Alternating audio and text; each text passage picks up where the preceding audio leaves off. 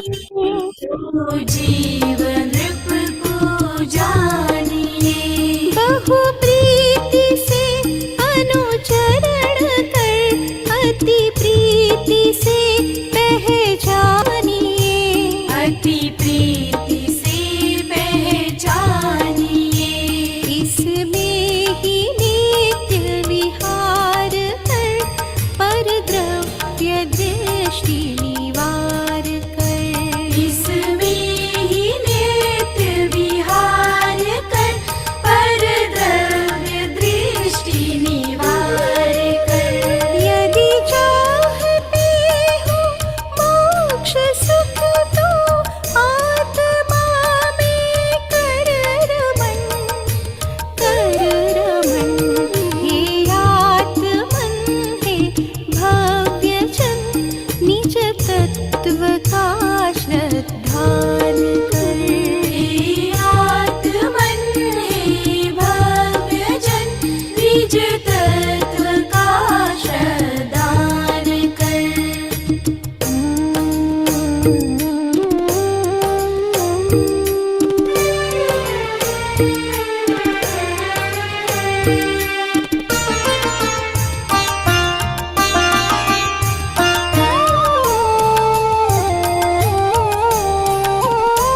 भयभीत हो भव दुख से और चाहते हो मोक्ष सुख, और चाहते मोक्ष सुख। है देशना जिन देव की, उन भव्य को शिव सौख्य रूप, उन भव्य को शिव सौख्य रूप। वस्तु स्वरूप विचार कर निश्चिंत हो निर्भर हो, वस्तु स्वरूप विचार कर निश्चिंत हो निर्भर हो। यदि चाहते हो मोक्ष सुख तो आत्मा में कर रमन, कर रमन। हे आत्मा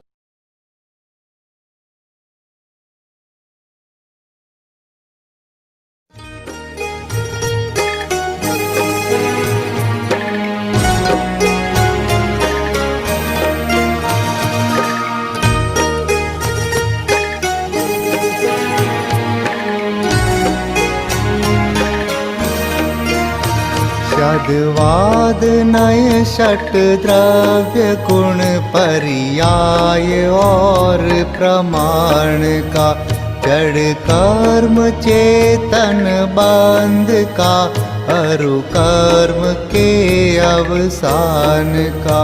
कहे कर स्वरूप यथार्थ जग का, जो किया उपकार है उसके लिए जिन वाणी माँ को वंदना शत बार है।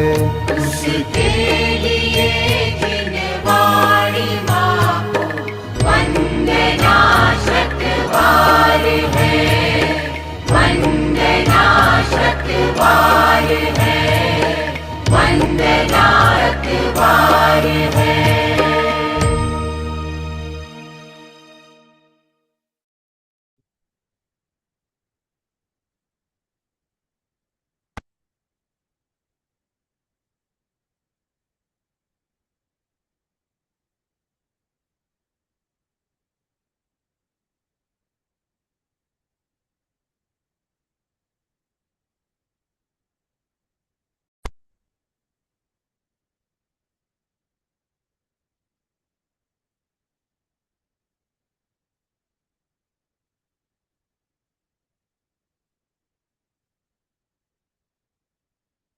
सभी साधन के बंधुओं को जय जय।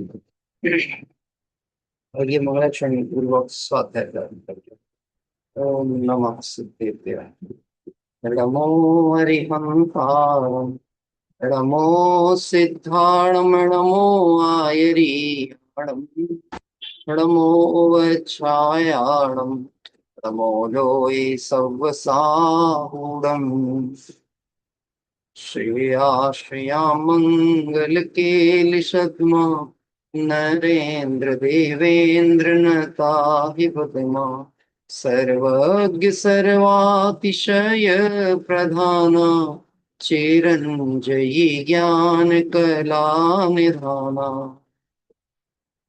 बुध मंगल कल्याण तुम्हारी सेवा करते पूजा चरण सरोज मनुज देवाधिप करते तुम हो जग के हितु जानते सबके जी की होवे जय जयकार हरो पीरा मम ही की। कविवर रत्नाकर विरचित रत्नाकर पंचविंशति का स्तोत्र काव्य यहाँ पर विराजमान है। इसमें हम सभी ने 20 नंबर तक के छंद का यहाँ पर स्वाध्याय किया था और तदुपरांत अब 21 नंबर का छंद अपन आज प्रारंभ करेंगे, किंतु पहले भावार्थ के माध्यम से यह जो हमने 20 नंबर का छंद पूर्ण किया था उसको एक बार अपन पढ़ते हैं। हिंदी पद्यानुवाद और भावार्थ, पुस्तक में पेज नंबर है 25। यह भोगों का खेल सदा रोगों का घर है, यह दौलत की आय सदा नाशों का दर है, यह सुंदर सी देह नरक का बंदी खाना, पर मैंने तो नाथ इन्हें ही सब कुछ माना। भावार्थ, निरंतर विचार करके मुझ अधम के चित्त में भोग तो प्रिय बने रहे परंतु रोग कम नहीं हुए, धन प्राप्ति की अभिलाषा बनी रही परंतु मरण का विचार नहीं आया, चित्त में स्त्री का प्रेम तो बसा रहा परंतु नरक के दुख याद नहीं आया। जैसा कि हिंदी पद्यानुवाद में ये प्रथम पंक्ति में बात आई है, यह भोगों का खेल सदा रोगों का घर है। जो भोग हैं में रोग के समान ही है। कारण बता रहे हैं क्यों ऐसा कहा आचार्य देव ने, भोगों को रोगों का घर क्यों कहा है। क्योंकि भोग तभी उत्पन्न होते हैं जब जीव को परद्रव्य के प्रति या पर में सुख की इच्छा होती है, और जो पर में सुख की इच्छा है वो अपने आप में इस बात को बता रही है कि तू दुखी है। क्योंकि यदि सुखी होता फिर पर से चाह क्यों रखता, पर को प्राप्त क्यों करना चाहता, कोई वस्तु के लिए दौड़ क्यों लगाता। यानी जो दुख की अंतः में बैठी हुई वासना है वह अपने आप में बता रही है कि जीव दुखी है और सुखी होने के लिए जिन भोगों की तरफ दौड़ लगाता उसमें सुख नहीं है, इसलिए इसका दुख ही बढ़ता जाता। इसलिए वो जो भोग है वो रोग के समान है, क्योंकि रोग दुख के कारण होते हैं, इच्छा भी दुख का कारण है। और ये जीव को जब तक अपने में सुख और आनंद नहीं दिख रहा है तब तक इसका दुख का कभी अंत हो सकता नहीं।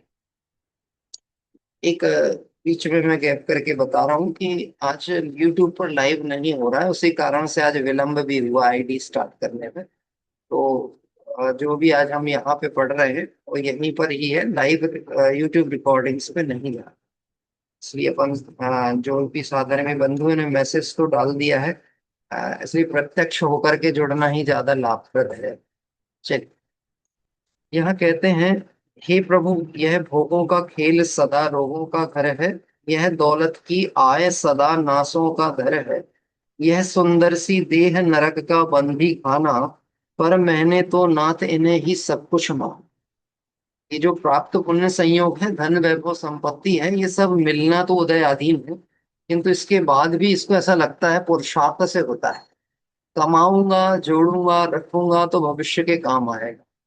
भविष्य की सुरक्षा की चिंता के नाम पे वर्तमान का कुछ भी आनंद नहीं भोगते, लगे रहते हैं किस चीज में, बटोरने में, इकट्ठा करने में, ढेर लगाने में। यानी वर्तमान में जो मनुष्य पर्याय में हमें बल मिला, युवावस्था मिली जिसमें कुछ अपना हित साध सकते थे, वो सारी ऊर्जा और ताकत कहाँ खर्च की है, विषय भोगों में, पैसा कमाने में, परिवार को जमाने में, अनुकूलताएं बैठाने में, इसमें ताकत लगाई। और जब उसके बाद पुरुषार्थ खत्म होने लगा, मतलब कहना चाहिए बल, शारीरिक बल नष्ट होने लगा, ज्ञान क्षीण होने लगा, आयु क्षय का काल आ गया, इंद्रियां शिथिल हो गई, अब सोचता है कि काश यदि पहले कुछ कर लिया होता तो हो ही जाता। अब संयोग साधन पैसा धन संपत्ति तो पड़े पर कुछ काम आते नहीं है। इसका मतलब है ये जितना भी भोगों की तरफ, पैसे की तरफ, बाह्य में सुख की जो होड़ चल रही है, ये वास्तव में बर्बादी के लक्षण है। काय के लक्षण है? बर्बादी, क्योंकि अवसर कितना मिला। कल यहाँ स्वाध्याय में रात्रि में चर्चा चल रही थी स्वरूप सन्मुख मिथ्या दृष्टि की, और उसके अंतर्गत प्रोड्रमल जी साहब ने लाइन डाली है, अहो मुझे इन बातों की खबर नहीं थी, मैं भ्रम से भूलकर प्राप्त पर्याय में तन्मय था, पर इस पर्याय की स्थिति थोड़े काल की। तो जब ये चर्चा कर रहे थे तो उस समय प्रश्न पूछा गया कि इस पर्याय की स्थिति कितनी है, अपना जीवन कितना है। मालूम कथन में क्या कहने में आता है, जो स्वाध्याय आदि कर लेते हैं, सुना हुआ है, अरे मैं तो अनादि निधन हूं, मैं तो अजर अमर तत्व हूं, मैं तो मरता ही नहीं। प्रश्न पूछा जा रहा है पर्याय की स्थिति कितने की, कितने समय की, और जवाब क्या दे रहा है, मैं अनादि निधन। यानी कुछ जैसे समझ ही नहीं आ रहा प्रश्न क्या उत्तर क्या दे रहा। अरे भाई साहब, पर्याय की स्थिति एक ही समय की है, पर्याय अल्पकालीन ही है। तो ये जो मनुष्य पर्याय भी मिली, इसका समय कितना है, अति अल्प है। और अति अल्प समय में करना क्या है, कि अति अल्प समय में जो अपना कार्य था, जो अनादि से अभी तक नहीं हुआ, उसको करना। तो कहता है मैं तो अनादि निधन। अरे भैया, यदि वर्तमान पर्याय में तू अपने को अनादि निधन मान के बैठ जाएगा तो कभी अंतः स्वरूप में जाने का, अपने हित का पुरुषार्थ ही नहीं कर पाएगा। क्या दोनों बातें समझना है, द्रव्य दृष्टि से पूर्ण हूं, अनादि निधन हूं, और पर्याय की तरफ से देखा जावे तो अवसर बहुत थोड़ा है, अल्पकालीन अवसर। ये पर्याय के एक समय की बात कह करके सावधान कराया गया है, और द्रव्य अनादि निधन है ऐसा कहकर सुरक्षितता का अनुभव कराया है, भय रहित पने का अनुभव कराया है। भयभीत मत हो, पंडित जी का जो बोले, भयभीत नहीं रहो, सावधान रहो। सावधान क्यों रहो, क्योंकि जो तुम वर्तमान पर्याय के अवसर को बर्बाद कर रहे हो, ये वापस लौट के आने वाला। समय की एक सबसे बड़ी कमी ये है कि समय ना तो रुकता है ना लौट के आता है। यानी जो गया सो गया, जो गया सदैव को आगे आगे नया आएगा। लेकिन जो गया है उसमें हो गए जो परिणाम है, वह यदि बंध रूप रहे, आश्रव रूप रहे, मोह राग देश आदि रूप रहे, तो अनंत संसार का बंध करा के चले जाए। इसलिए यहाँ कहा, ये जो दौलत की आय सदा नाशों का धर है, ये यद्यपि पैसे को प्राण में गिना नहीं है, 10 प्राणों में, किंतु पता नहीं मोह के कारण इस जीव को वो पैसा 10 प्राणों से ज्यादा प्रिय लगता है। क्या कह रहे हैं, पैसा ज्यादा लगता है, ऐसा लगता है बढ़ गया ना, थोड़ा जुड़ गया ना, तो ऐसा लगता है हाँ कुछ तो हुआ है। ऐसा तो नहीं है कि पहले की तुलना में कुछ परिवर्तन नहीं आया, भाई पहले कुछ नहीं था, अब तो, पहले हम बहुत अभाव में थे, अब क्या है, अब हम स्वभाव में आ गए कि नहीं। पहले भी तुम पर की अपेक्षा से अपने को अभाव रूप देख रहे थे, और आज भी तुम पर की व्यवस्था की अपेक्षा से अपने स्वभाव को न जानकर अभाव में ही हो, और विभाव रूप परिणमित होते चले जा रहे हैं। इसलिए ये दौलत की आय सदा नाशों का दर है।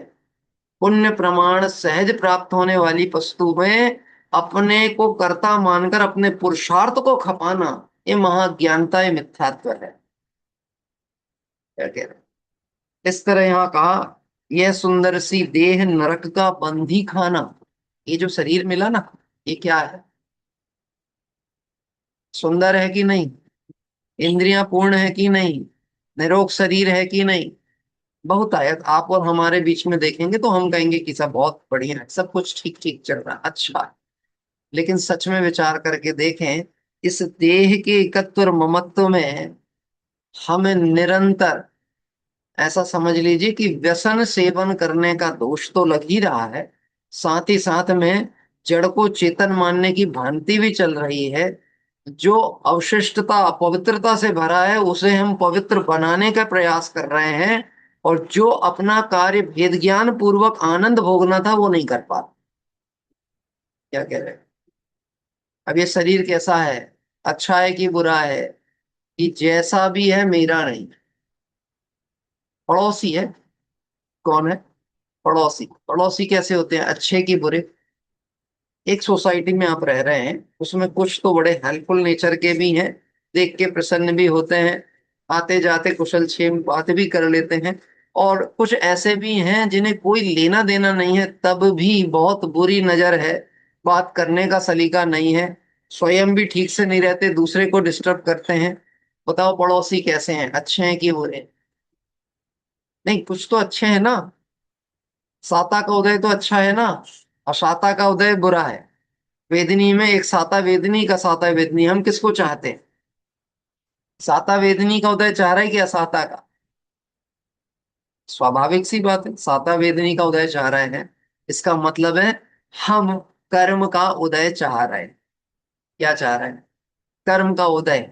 और कर्म का उदय चाह रहे हो मतलब कर्म से कुछ अच्छा होता है, यह मान्यता पड़ी है। कर्म को हितरूप मान के बैठे हैं, और अन्य को हितरूप मानना, बंध को हितरूप मानना, यह दुख का कारण है, अज्ञानतामय परिणाम। तो यहाँ कह रहे हैं कविवर, यह सुंदर सी देह नरक का बंदी खाना, अरे इसके राग में पूरा जीवन कैसा चला गया पता ही नहीं चला। 24 घंटे में देखो आत्मा के लिए कितना कर रहे हैं, शरीर के लिए कितना कर रहे हैं, लोग कितना कर रहे हैं आत्मा के लिए। सुनो, हमें जो लगता है ना हम व्यवहार धर्म प्रवर्तन कर रहे हैं, स्वाध्याय कर रहे हैं, पूजा कर रहे हैं, भक्ति कर रहे हैं, दान कर रहे हैं, उसमें भी यदि आत्मा मुख्य नहीं है, आत्मा को जानना पहचानना ये लक्ष्य प्रयोजन नहीं है, तो वो सब व्यवहार भी मिथ्यात्व ही है। क्या कह रहे हैं? वो व्यवहार क्रिया भी मिथ्यात्व है। आप पढ़िएगा सातवां अधिकार, टोडरमल जी ने बहुत स्पष्टता से बात कहा है। यानी मंद कषायादिक रूप जो प्रवर्तन करता हुआ ये मान रहा है कि इससे मेरा हित होगा, यानी जो कर्म के आश्रव बंध रूप अवस्था को सुख मान करके बैठा हुआ है, वो मिथ्या दृष्टि है। 2 घंटा स्वाध्याय करता है, पूजा करता है, भक्ति करता है, दान करता है, कषाय मंद है, क्रोध आदि में भी वैसा तीव्र प्रवर्तन नहीं है जैसा अन्य लोगों का दिखता है, तो ऐसा लगता है। आज का दिन कैसा गया, अच्छा विचार करो, आज का दिन कैसा था? हम्म? कुछ व्यापार का नुकसान हुआ, किसी से लड़ाई झगड़ा हुआ, कहीं आपने किसी को डांटा चिल्लाया? आज का दिन कैसा था? आज किसी से आपकी अनबन तो नहीं हुई ना? तो दिन कैसा था? मंदिर भी गए थे, स्वाध्याय में तो बैठे ही हैं, पूजा आदि भक्ति आदि जो भी कुछ योग्य परिणाम थे वो सब किए हैं कि नहीं किए हैं? सदाचार मूर्ख, आज बाहर का मैंने कुछ भी नहीं खाया, आज तो बहुत, आज परिणाम पता नहीं बहुत अच्छे थे, बहुत अच्छे थे। क्या कह रहे हैं? ये जो परिणाम बहुत अच्छे थे, इसमें ही अपनी पूर्णता, अपना हित मान के जो बैठा है, ऐसा विचारते विचारते अनंत काल बीत गए। ये जो हम कहते हैं ना, मुनिराज को 28 मूल गुणों के, जो कहना चाहिए द्रव्यलिंगी मुनिराज के 28 मूल गुण के प्रति जो अपनत्व भाव पड़ा हुआ है, वो क्या है? वो मिथ्यात्व ही है, मूढ़पना ही है। देह आदि की जड़ की क्रिया को आत्मा की क्रिया मान के बैठे, इसलिए आत्मा का काम नहीं हो पाया। अपनी वाली बात चल रही है, दूसरे की नहीं। मुनिव्रत धार अनंत पार। तो ग्रेवियक पर्यंत गए हैं, वो कषाय की मंदता बिना चले गए। अगर मंद कषाय से कार्य होना होता तो हो जाना चाहिए था। ये शरीर कैसा मिला है? बहु पुण्य पुंज प्रसंग से शुभ देह मानव का मिला। अब देखो, इस दृष्टिकोण से इस पंक्ति को भी समझेंगे ना, तो वहां जो शुभ देह का राग पाल करके बैठ गए, शुभ प्रसंग का राग पाल के बैठ गए, है ना, शुभ उदय का आनंद मान के बैठ गए, पुण्य उदय से भगवान मिल गए, मार्ग मिल गया है, अच्छा घर परिवार, निरोग शरीर, धन संपत्ति वैभव सब मिल गया है, इष्टजन भी मुझे बहुत प्रेम करते हैं, समाज में भी मुझे अपनापन बहुत मिल रहा है। बोलो मैं यहाँ से छूटना चाहता हूँ कि नहीं, इसे दुख रूप मानता हूँ कि नहीं, इन्हें बंधक रूप मान रहा हूँ कि नहीं? मालूम है, मरने का भाव कब आता है किसी को? जब उसको ना शरीर में रोग आदि होवे और उपचार ना समझ में आए। लेकिन यदि उपाय दिखते रहेंगे तो मरना नहीं चाहेगा, बचने के उपाय करता रहे। लेकिन कोई उपाय नहीं दिखे तो यही देह कैसी लगने लगती है? ऐसा लगता है जैसे मौत गले पड़ गई, कब छूट जाए पिंड। और फिर आर्त रौद्र ध्यान होते हैं जीव, किस बात को लेकर के? मर जाए तो अच्छा है, मर जाए तो अच्छा। आपको क्या लगता है, देह से भेद ज्ञान किए बिना हमारे परिणाम भी इस जाति के हो जाते हैं कि नहीं हो जाते? नहीं होते। अगर भेद ज्ञान सम्यक नहीं उदित हुआ है तो देह में एकत्व भाव के कारण से जब कष्ट असह्य लगने लगता है तो ऐसा लगता है कष्ट मिट जाए। अब कष्ट नहीं मिट रहा तो जिस कारण से हो रहा है वो कारण मिट जाए। अब वो देह में हो रहा हो तो ये देह मिट जाए। वो तो अभी उदय में उस जाति का कुछ आया नहीं है कर्म, इसलिए हम कह रहे हैं नहीं नहीं, हमको कोई ऐसा भाव नहीं आता आत्महत्या का। अरे आत्मा को न जानकर, आत्मा को न पहचान कर, आत्मा को ज्ञान आनंद स्वभाव न स्वीकार कर, और जितना भी उद्यम प्रयास सुख के लिए चल रहा है वह सब आत्मा की हत्या ही हो रही है। कह रहे हैं ये जो सुंदर सी देह है ये नरक का बंदी खाना है। कदाचित शरीर, कहना चाहिए नाम कर्म में दुभग नाम आदि कर्म के उदय से शरीर कुरूप मिल जाता तो अपने को क्या मानता, कुरूप। और अगर शरीर सुंदर मिल गया है तो अपने को क्या मान रहा है, रूपवान सुंदर। और इस सौंदर्य को, जड़ के सौंदर्य को अपना मान करके बहिरात्म पने का पोषण करता है और नवीन नवीन देह धारण करता हुआ संसार में भटकता है। शरीर बंधी ग्रह है, ये सजा है, सजा जो हमको आयु कर्म ने दे रखी है। इतनी आयु तक तुम्हें इस गति में इस शरीर के जेल खाने में बंद रहना पड़ेगा, छूट नहीं सकते। अभी अपन सब कहां पर हैं, जेल खाने में। तन काराग्रह माही। बोलो बंधन लग रहा है कि नहीं लग रहा? हम्म?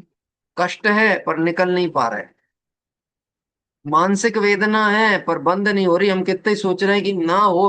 अरे भाई साहब ठीक है, तत्व ज्ञान के बल से हम इष्टनिष्ठ बना मानना छोड़ दें, लेकिन बोलते हैं परंतु फिर भी वही परिणाम चल रहा, तो आकुलता होती कि नहीं होती? सुन रहे हैं जीवन में परिवर्तन नहीं दिख रहा तो आकुलता हो रही कि नहीं हो रही? परिणाम नहीं बदल रहे हैं तो बेचैनी लगती कि नहीं लगती? आर्यो भाई, अब हमको लगता है ये बेचैनी लग रही है ना, मैं सुधरने के लक्षण है। भाई साहब अनंत काल से यही नाटक चल रहा है।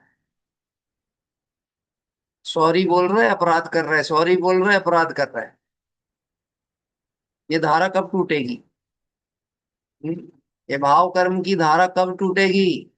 गजब की बात है, आत्मा कभी अपराधी था ही नहीं, तो जिस काल में भी उसे मोह राग देश विकार रूप मान के बैठा है, ये तो वस्तु स्वरूप के विपरीत, सर्वज्ञ शासन के भी विपरीत, यानी कुल मिला के मिथ्यात्व पोषित परिणाम को ही पोष रहा। आज तक आत्मा ने किसी भी जाति का कोई भी विकार, कोई भी कषाय, कोई भी राग देश परिणाम किया नहीं। कहा जाता है वो व्यवहार कथन है, क्योंकि यदि तुम अपने को अपराधी मानोगे तो अपराधी ही बने रहोगे। जैसे कोई बैठ गया सोच करके भाई साहब हमारा तो जन्म दरिद्र परिवार में हुआ, अब तो हमको मरना भी ऐसा ही है, क्या करें भाई किस्मत ही में नहीं है। बोलो लौकिक जगत में किस्मत के भरोसे बैठते हैं कि पुरुषार्थ करते हैं? और जो किस्मत के भरोसे बैठे हुए हैं ना, वो धिक्कार के पात्र भी हैं, वो कुछ नहीं करेंगे तो उनके उत्थान होने के भी अवसर नहीं बनने वाले। लौकिक में हम जहां पुरुषार्थ नहीं चलता वहां पुरुषार्थ कर रहे हैं, और मोक्ष मार्ग में आत्महित की दृष्टि से मैं अकर्ता हूं, मैं जानने देखने वाला हूं, ये देह अच्छी है बुरी है, मैं इसमें रह रहा हूं लेकिन ये मेरी नहीं। किराए का मकान कितना ही सुंदर हो, मेरा नहीं। किराए का मकान कितना ही जीर्ण शीर्ण हो, मेरा नहीं, क्योंकि मैं यहाँ का प्रवासी हूँ, निवासी नहीं। मैं निकल जाऊंगा। बोलो निकलेंगे कि नहीं निकलेंगे? स्वयं निकल जाओ इज्जत के साथ। बेइज्जत करके निकाले जाओगे तो यहां से धक्के खाओगे तो दूसरी जगह फिर बेइज्जती के लिए तैयार रहना। क्या, इज्जतदार लोग जो होते हैं ना, उनकी, उनका जितना भी कहना चाहिए धन संपत्ति वैभव है वो उनकी प्रतिष्ठा ही है, इज्जत ही है। तो लाख रुपए का नुकसान होगा तो चलेगा पर प्रतिष्ठा भंग नहीं होनी चाहिए। बहुत पहले आपने पढ़ा होंगे रहीम के दोहे। रहीमन पानी राखिए, बिन पानी सब सून। और पानी गए ना उभरे मोती मानुष चून। क्या कहा? रहीमन पानी राखिए, अपनी इज्जत रखो भाई, अपना बहुमान रखो, अपनी प्रतिष्ठा समझो, अपना वैभव समझो। ये देह जो है, ये नाम कर्म के उदय की व्यवस्था है, मेरे आत्मा का स्वरूप नहीं है। ये जड़ है और मैं चेतन हूं। इस जड़ को चेतन मानना, इस देह को आत्मा मानना, ये बंदी खाने को आनंद रूप मानने जैसी अज्ञानता है। आपने फॉरेन की जेल देखी कहीं टीवी वगैरह में? मैंने एक बार देखी थी डिस्कवरी चैनल में। अपनी इंडियन जेल तो ऐसी रहती जहाँ व्यवस्थाओं का बहुत तकलीफ हो, और जेल की क्या बात कहें। यहाँ तो अपने पास में सरकारी तंत्र में व्यवस्थाएं नहीं है, और सरकारी गवर्नमेंट ऑफिस में जाके खड़े हो तो कोई बैठने के लिए वो ना दे, टेबल ना दे आपको, कुर्सी ना मिले, एक गिलास पानी की व्यवस्था नहीं हो। अरे दूर की बात छोड़ो, आप अपना बिजली बिल पटाने जाओ, आप अपने टैक्स पटाने जाओ, तो हो सकता है आपको धूप में खड़े होके पटाना पड़े। यहाँ सरकारी तंत्र में इतनी व्यवस्था नहीं है, तो वहां सरकारी जेल में कितनी व्यवस्था होगी। अब अपन गए नहीं है इसलिए पता नहीं है, देखी तो होगी ना टीवी वगैरह में, तो न्यूज चैनलों में कहीं ना कहीं तो देखिए ना क्या क्या स्थिति है। लेकिन विदेशों में ना कई जगह बड़ी स्टैंडर्ड की जेल है। मैं इसलिए बता रहा हूं कि अगर चॉइस करने की बात आए तो हम कौन सी चुनेंगे, कौन सी चुनना चाहिए, स्टैंडर्ड वाली कि अभावग्रस्त? आपको मालूम है प्रसिद्ध जेल कौन सी है? जहां पर बड़े बड़े नेता लोग जाते हैं, और वो जाते हैं तभी बड़े फेमस सेलिब्रिटी बनते हैं। अरे तिहाड़ जेल है। वो लोग जाना चाहते हैं हम, जाना है, कभी ऐसे विचार नहीं आता हम आए दिल्ली भाई, इतने सब चीजें घूम ली, एक ही चीज रह गई है। ये देह जो है ना, ये नरक का बंदी खाना है। क्योंकि इस देह का जो एकत्व है, ये जीव को कहाँ तक लेकर के जाएगा। देह का राग, राग का काम है गिराना, पतित करना, दुख में पटकना। तो देह का राग कहाँ ले जाएगा? जड़ का राग है देह का राग, मतलब जड़ का राग। और जड़ का राग तुम्हें जड़वत बना देगा। इसलिए तो दुख तो है, दुख से बचना भी कदाचित चाहता है, लेकिन उपाय ही नहीं सूझता। एक तरह से जैसा देखें तो जड़वत हो गया है, दुख को भोग रहा है पर दुख से निकल सकता नहीं। पर मैंने तो नाथ इन्हें ही सब कुछ माना, ये जितने मुझे से भिन्न थे, प्रत्यक्ष प्रतिकूल भिन्न परिणमन कर रहे थे, उनको मैंने क्या मान के रखा है? अपना मान रखा। सब कुछ मेरा कौन? यह शरीर ही मेरा है, शरीर संबंधी इंद्रिय पदार्थ मेरे हैं।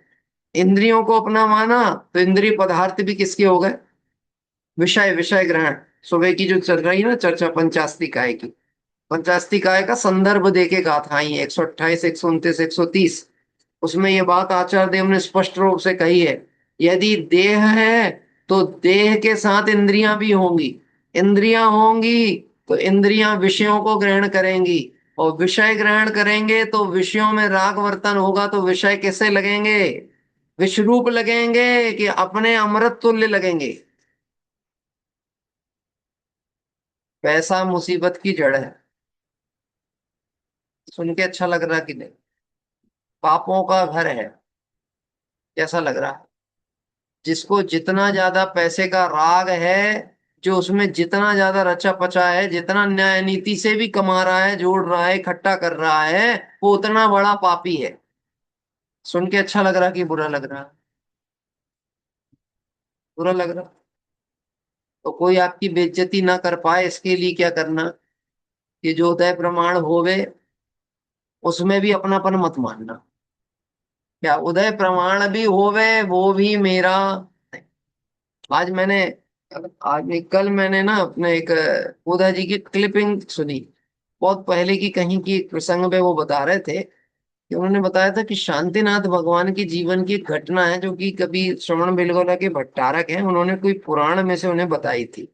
उसमें ये बताया था शांतिनाथ भगवान जो थे, जब राज्य अवस्था में थे तो चक्रवर्ती भी थे, तो चक्रवर्ती के यहाँ जब भी चक्र रत्न उत्पन्न होता है तो वो आयुधशाला में उत्पन्न होता है, और जैसे ही उत्पन्न होता है तो सबसे पहले उस चक्र रत्न की पूजा करने के लिए, मतलब उसका अहो भाव करने के लिए चक्रवर्ती आयुधशाला में प्रवेश कर, क्योंकि वो देवकृत रहती रिद्धि जैसी। तो ऐसा एक विधान है कि उसके बहुमान के लिए चक्रवर्ती आयुधशाला में जाता है।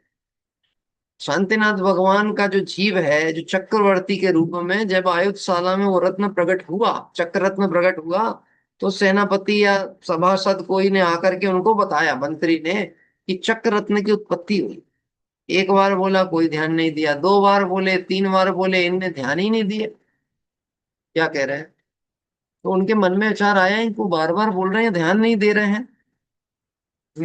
तो फिर उन्होंने कहा कि साहब, चक्ररत्न उत्पन्न हो गया है, अब आपको आयुधशाला में चलना चाहिए, आप कृपया ध्यान देवें, आपको चलना चाहिए, यही विधान है। पूर्व के भी जितने चक्रवर्ती हुए ना, 5 चक्रवर्ती पहले शांतिनाथ भगवान के पहले, सबने भी यही किया था। तो शांतिनाथ भगवान का जो जीव है वो कहते हैं मेरे को नहीं जाना। है तो चक्रवर्ती, और पुण्योदय से वो रत्न प्रकट हुआ, कहते हैं नहीं, मेरे को नहीं जाना।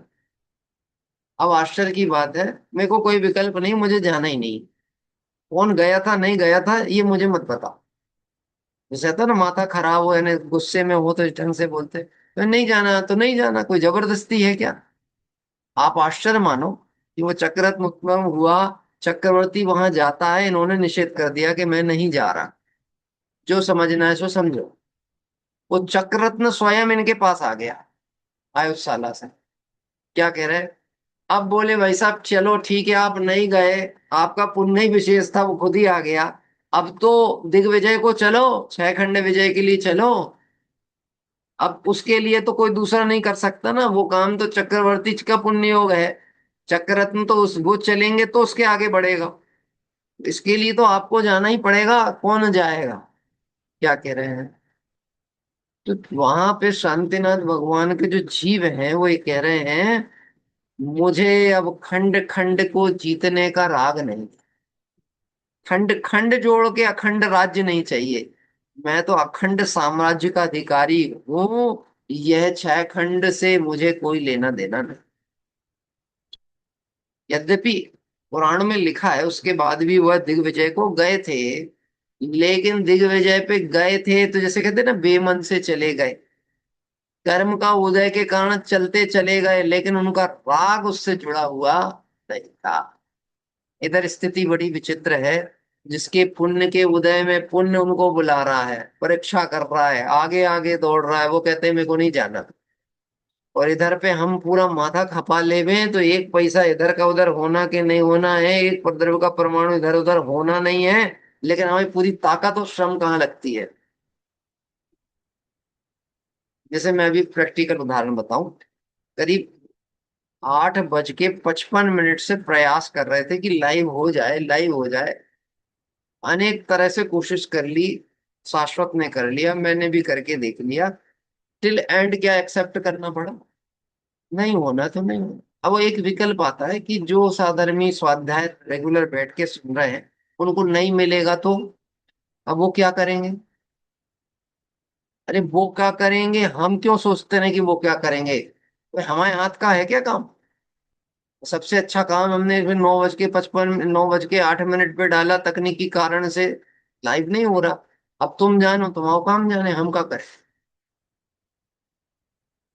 हम्म, बोलो आनंद में है कि नहीं? नहीं तो फिर विकल्प चले किस बात को? कुछ तो करो, कुछ तो करो, कुछ तो करो।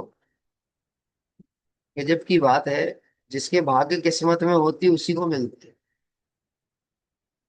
इतना तो ज्ञानियों के सम्यक दृष्टि के श्रद्धान में है, इसलिए मिले या छूटे वो उससे अपना घटना बढ़ना मानते ही नहीं। क्या कह रहे हैं? चक्रवर्ती का वैभव वह 6 खंड नहीं है, सम्यक दृष्टि चक्रवर्ती का वैभव वह अखंड आत्मा है, जो उसकी दृष्टि में विद्यमान है कि मैं तो अखंड ज्ञानानंद स्वरूप एक शुद्ध चैतन्य आत्मा। देखो कहते हैं, पर मैंने तो नाथ इनको सब कुछ माना, जिसमें मेरा कुछ नहीं था। कौड़ियों के चक्कर में इस पर्याय को होवत करोड़न की एक एक घड़ी है।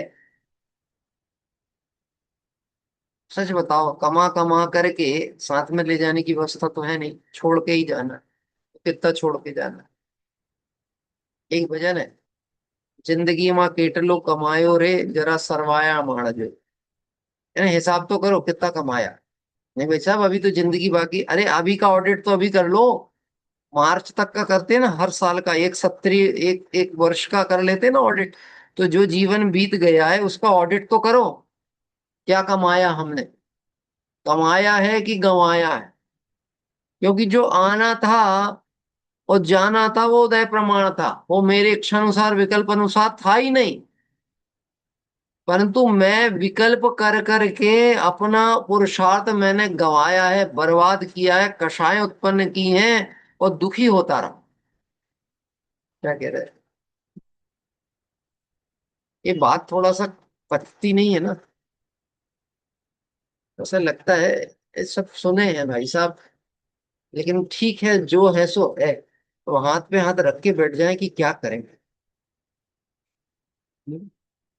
बोलो, हाथ पे हाथ रखने की बात आनंद रूप है, उत्साह से आनी चाहिए कि मजबूरी में बोली जानी चाहिए? मुझे ऐसा बोलते हैं जैसे हाथ में हाथ रख लें, क्या करें, कुछ नहीं करें, देखते रहें सबका बुरा होते हुए, घर परिवार का, बच्चों को भूखा मर जान दे। यानी उसको ऐसा लगता है मैं ना रहूं, मैं ना करूं तो किसी का कुछ भी हो सकता।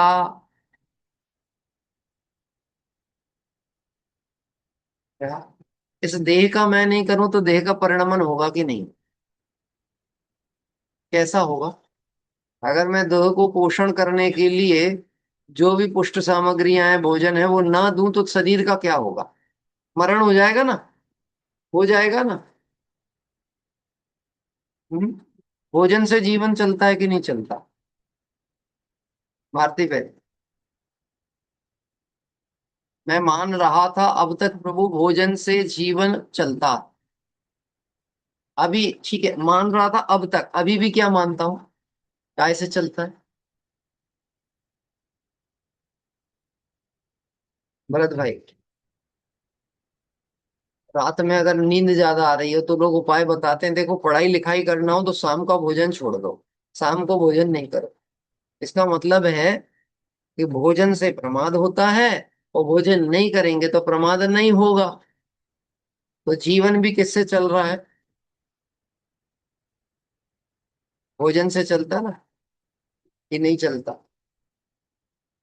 आपको पता है किसी किसी के जब आयु का अंत काल आता है, अंतिम समय चलता है, उस समय भोजन पानी ग्रहण ही नहीं हो रहा, अंदर ही नहीं जा रहा। और हम लोग अनुमान लगा करके ऐसी बातें करते हैं। भाई साहब 8 दिन हो गए हैं, कुछ भोजन पानी ले नहीं रहे हैं। अब ऐसा लगता है ज्यादा नहीं टिकेंगे, एक रात बीत जाए, आगे निकल जाए तो बहुत बड़ी बात। और पता चला कि वो व्यक्ति जितनी आयुष्य थी तो 1 महीना, 15 दिन, 20 दिन तक बिना भोजन पानी के भी चल रहा है, जिसके लिए हम सोच रहे थे कि रात कटेगी कि नहीं कटेगी। तो यहाँ पे अपने पे लगाना है। यह देह को, इस धन को, इन भोगों को, इस दौलत को, जिससे कोई भी सुख का संबंध नहीं था, मैंने इसको सब कुछ माना है, सर्वस्व अपना इस पे न्यौछावर किया है। बोलो। चलो पैसा तो छोड़ दो, पर इज्जत मान प्रतिष्ठा तो साथ में रहेगी ना? नाम रहेगा कि नहीं रहेगा? मैं चला जाऊंगा लेकिन नाम रहेगा कि नहीं रहेगा? अरे जी भाई साहब। हम्म? अरे अच्छा काम कर रहे हैं हम, लोगों के हित के लिए कर रहे हैं, धर्म का काम कर रहे हैं। हम चले जाएंगे तब तो लोग याद करेंगे कि नहीं करेंगे? कितने दिन?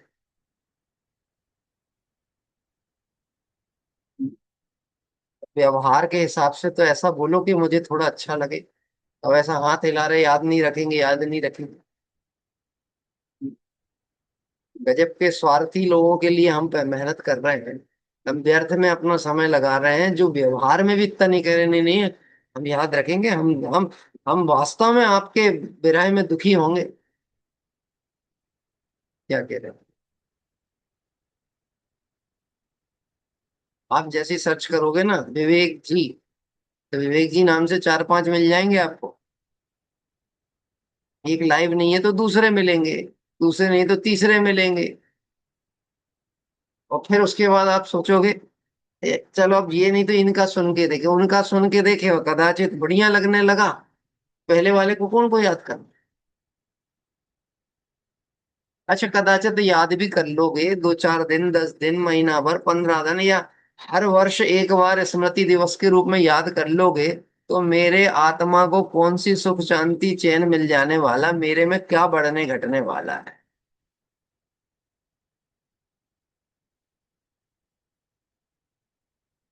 नहीं, मान लो कदाचित देवादि पर्याय में पहुंच गए, वहां से हम देखें कि ये सब हमारे वही साधर्मी मित्र हैं, देखो आज भी हमको बड़े प्रेम से याद करते हैं, तो वहां हम खुश हो जाएंगे ना, आनंद में रहेंगे ना, इतने याद करने वाले लोग बैठे। अरे भाई साहब, कोई किसी को याद नहीं करता। सद्भाव मोक्षगामी तीर्थंकरों को भूल जाते हैं लोग, भूल जाते हैं मतलब उनके उदय में नहीं हो तो वो व्यवस्था नहीं बनने वाली। और रविवार को हमारी जो क्लास चलती है तो उसमें एक साधर्मी बंधु है, वो कहते हैं मुझे तो ये बात समझ में नहीं आती कि जो तीर्थंकर के पंच कल्याणक मनाने देववादी आते हैं, जब उपसर्ग का समय आता है तो ये क्या सोते रहते हैं, क्या क्या करते रहते हैं? ये अवधि ज्ञानी है तो क्या काम का इनका अवधि ज्ञान, इनका बल क्या काम का, इनकी ताकत क्या काम की, इनका वैभव क्या काम का। वहां पे तीर्थंकर का जीव कष्ट में है, अरे कुछ नहीं तो कम से कम ये शत्रु को आकर के डरा के भगा तो दें, इतना तो कर दें, उसको भय उत्पन्न करके दूर तो कर दें। अच्छा ये आते भी कब हैं, जैसे अपनी इंडियन पुलिस आती ना, जब स्टोरी में पूरा ट्विस्ट हो चुका होता है, पुराण के हिसाब से कहानी आगे बढ़ जाती है, तब ये आकर के और फिर अपना सायरन बजाने के लिए दिखाते हैं, वैसे देवों ने आकर उपसर्ग दूर किया, तो वैसे तब से क्या कर रहे थे, हम तो विक्रिया धारी थे ना भरत भाई, कि कौन किसी का क्या कर लेगा और क्या कर दे, कोई किसी का कुछ करता धरता नहीं, अपने कर्म सिवाय जीव को, पर मैंने सब कुछ इसको माना। क्रमबद्ध पर्याय का भरोसा नहीं, कर्म के उदय का भरोसा नहीं, जो प्राप्त है उसमें संतोष नहीं, और जो पूर्ण है उसकी खबर नहीं। क्या- अपनी दशा चल रही है, 30 नंबर का छंद है, पहले पढ़ लिया था, कल विराम हो गया, आज फिर पढ़ रहे हैं तो ऐसा लगता है ये तो परसों पढ़ा ही नहीं था।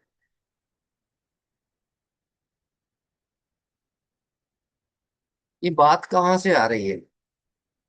लिखी है इसलिए आ रही है कि विचार करते हैं तो आती है, लेकिन अकेले विचार से काम नहीं होने वाला, निर्णय करना पड़ेगा।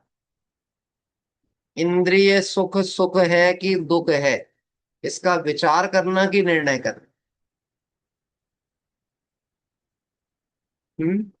विचार करते करते तो असंगी पर्याय में पहुंच जाएंगे, विचारहीन स्थिति में पहुंच जाएंगे, विचार करने योग्य ही नहीं बचेंगे।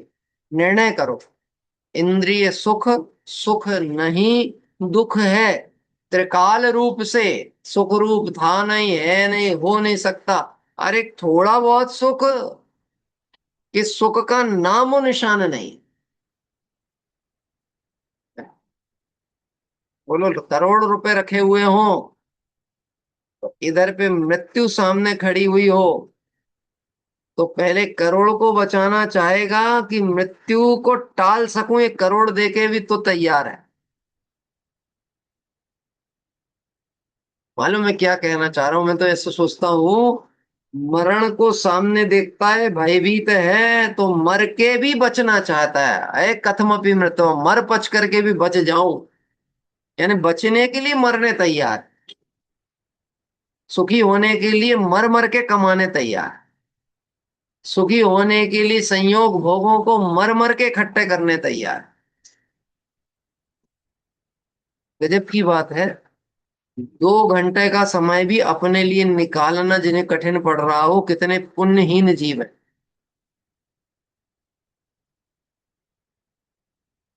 क्या? यानी इन्हें इतनी मजदूरी करनी पड़ रही है पेट पालने के लिए, पेटी भरने के लिए, कि इनको पूजन करने का टाइम नहीं, स्वाध्याय का समय नहीं, व्रत उपवास के लिए अवसर नहीं है, हैं? पूजा भक्ति तत्व चिंतन तत्व विचार कुछ अपने हित के लिए कर सकूं ऐसा विचार करने का समय नहीं है। बोलो पुण्यवान है कि पुण्यहीन जीव है? अपन अपन कौन है? पुण्यशाली है कि पुण्यहीन है? बोलते ही नहीं भैया। क्या मतलब, बोलने से थोड़ी ना कुछ होने वाला है, इसलिए बोलना ही बंद करो। हाँ जी, उषा जी आप कुछ बोल रहे थे। चलो कोई तो बोला। हाँ बोलिए। आवाज नहीं आ रही है।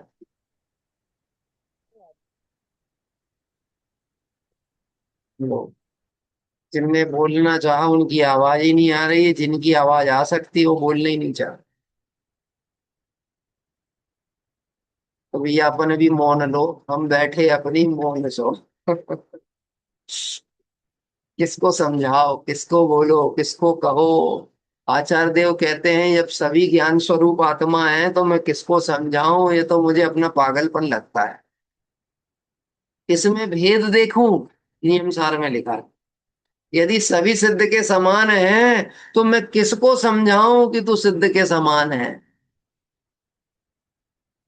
किसको समझा? क्योंकि ज्ञानियों की दृष्टि में तो वो उनको पामर देखा ही नहीं रहा, वो तो उनको परमात्मा देख रहा है। परमात्मा को क्या समझाऊं, परमात्मा को क्या उपदेश दूं? वो खुद समझ जाए तो ही समझ सकता है, कोई समझा सकता नहीं। समझाने से नहीं समझ आ, जब समझे तब। ये कह रहा है, मैंने नात इनसु सब कुछ माना, दौलत कमाई पैसा कमाया भोगों का खेल खेला, लेकिन सुख की न मिली किंचित छाया। आगे पद्य तो अब आज प्रारंभ क्या करें, कल करेंगे, आज वैसे भी रिकॉर्डिंग नहीं है। रिकॉर्डिंग नहीं का इतना सा एक विकल्प होता है कि जो धारावाहिक क्रम में चर्चा चली है तो किसी की छूटती है तो वो उसका उसका वंचित रह जाता है, इस दृष्टिकोण से। यद्यपि ऐसा सोचा नहीं था कि आज 21वां छंद लेना ही था, ये विचार में था, लेकिन जो जैसे क्रम में तय है वो वैसा ही होता है। स्त्री का प्रेम तो बसा रहा पर नरक के दुख याद नहीं आया। जिसके प्रेम में, जिसके राग में मर के वहां पहुंचा, शुभम चक्रवर्ती क्या कह रहे हैं, वहां वो दुख बांटने नहीं आने वाली। इसमें तूने भ्रम से सुख मान करके और अपने अवसर को, अपनी ताकत को खोया है। दुख के प्रसंग में कोई अपना वहां साथ देने आने वाला नहीं। बोलो, आपको लगता है आपके परिवार में, घर में कोई इतना आपके प्रति तीव्र प्रेम रखता है कि आपके साथ वो जाने को तैयार है? आज पूछ के देख लेना, पता लग जाएगा।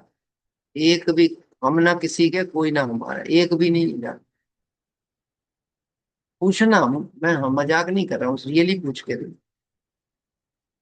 कि मेरी आयु का अंत तो होएगा और मैं ये देह छोड़ करके गति से गत्यांतर होऊंगा, तुम साथ चलोगे? मतलब हम क्या बोलेंगे? कहाँ जाने की प्लानिंग है बताओ? कहाँ जा रहे हो? अभी कहाँ से जाने की बात कर रहे हो? अभी यहाँ के पहले कर्तव्य तो पूरे करो, बाल बच्चों की शादी ब्याह करो। क्या मरने वरने की बात कर रहे हैं? क्या मेरे माथे पे छोड़ के जाओगे क्या ये सारा लोड? हम्म। जन्म दिया है तो पालने पोसने की जिम्मेदारी किसकी है? संसार तुमने बढ़ाया है ना, अब इसको निपटाओ भी तुम ही। अभी जाने वाने की बात नहीं करना, ऐसा बोल के टाला जाएगा। प्रश्न का उत्तर नहीं दिया गया आपको, तुम साथ चलोगे कि नहीं चलोगे?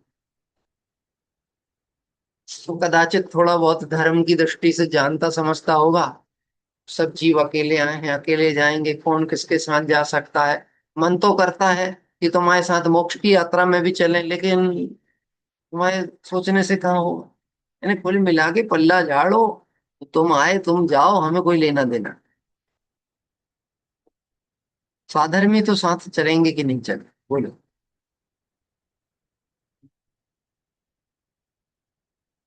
कादर में भी नहीं चलेंगे साथ। तो फिर हम चलें कि रुक जाएं जब कोई साथ ही नहीं चल रहा तो? अरे जब कोई साथ नहीं चल रहा है तो झंझट ही नहीं है। क्योंकि एक का भी साथ विकल्प होता है तो चलना नहीं हो पाता, रुक जाते हैं, गति कमजोर हो जाती है, निकलना कठिन हो जाता है। क्या कह रहे हैं? अकेले कहीं जाना हो और एक जन को भी साथ लेके जाना हो, सरल काम कौन सा है?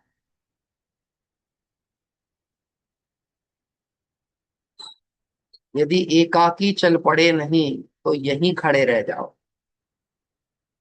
आया अकेला, अकेले ही जाना।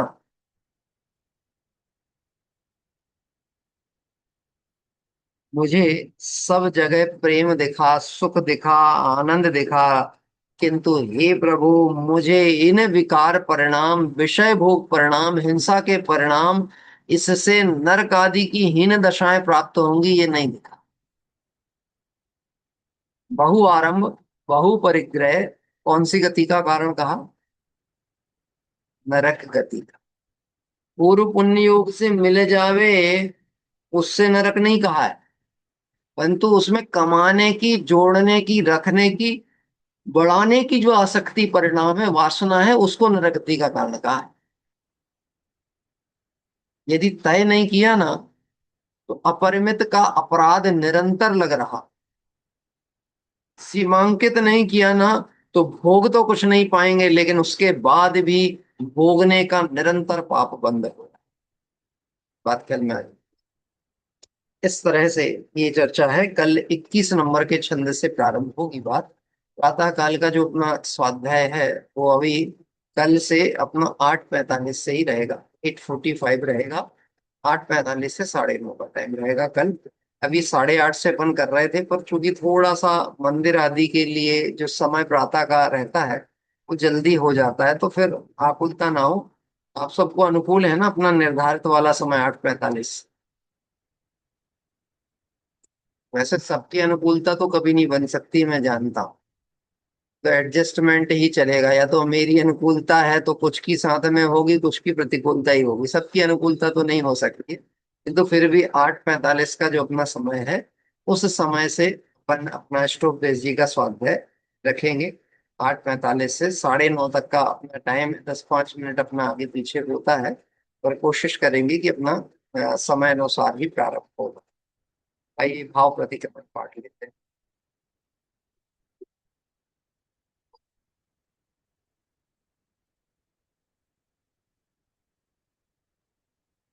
लीजिए गुरुदेव।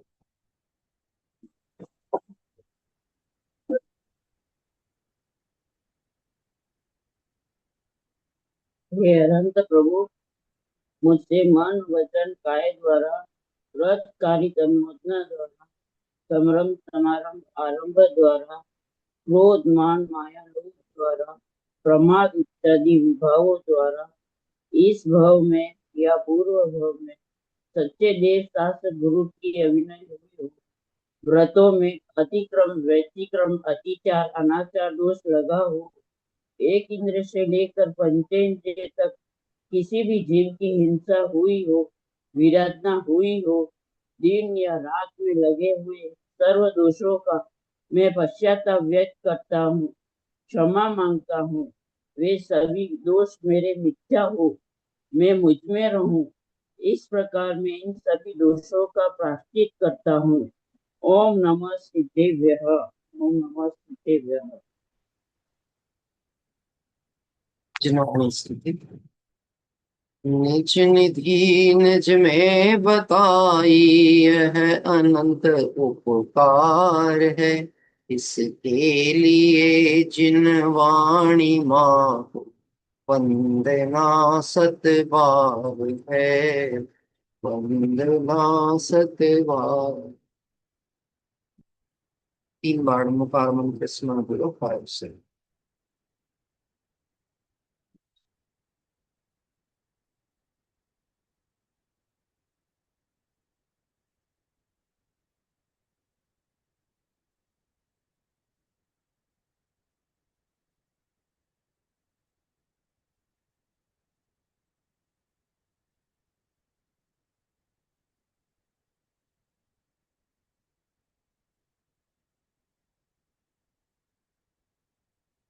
पूरे द्वादशांगमय मणि माता की जय। देव शास्त्र गुरु भगवान की जय।